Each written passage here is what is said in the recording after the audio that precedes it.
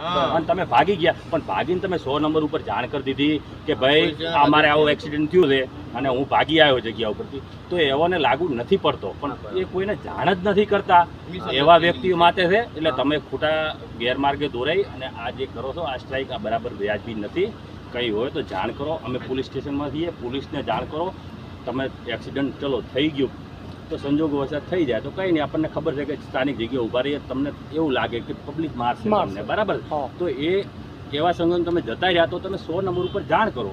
100 number ઉપર જો તમે જાણ કરશો તો અમને ધ્યાન આવી જશે કે ભાઈ ફલાણા ભાઈ કે પેલા ભાઈએ એક્સિડન્ટ કર્યો છે, ભાગી ગયા છે, પણ અત્યારે મારના ડરથી એ ભાગી ગયા છે. તો એમાં એવા સંજોગોમાં નથી જે હિટ એન્ડ રનમાં નહીં કહેતા તરત ભાગી ગયા, એવા સંજોગોમાં છે. તમે સમજો કાયદા, બરાબર. એટલે ગેરમાર્ગે ના દોરાવો. આ ટુરિસ્ટ પ્લેસ છે, બરાબર છે.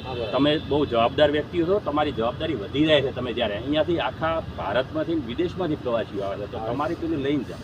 કંઈ હોય તો તમે પોલીસ સ્ટેશન આવો, અમે પોલીસ સ્ટેશન છીએ, આપણે બેસીને એની ચર્ચા કરશું કે શું કાયદો છે. ડાયરેક્ટ આમ ઉતરી જશો તો બરાબર ખોટો મેસેજ જશે. હવે કંઈ હોય તો પોલીસ સ્ટેશન તમે ત્યાં સાંજે અમે પોલીસ સ્ટેશન છીએ, અત્યારે પેટ્રોલિંગમાં છીએ, તમે અમારું ધ્યાન દોરો, અમે તમારી જોડે આવશું. અથવા તમે અમારી જોડે પોલીસ સ્ટેશન આવો જ્યારે તમને એમ લાગે 9, 10 અમે રાતે થઈએ, સવારે વહેલા થઈએ, પણ કોઈની દોરવણીએ તમે દોરાશો નહીં.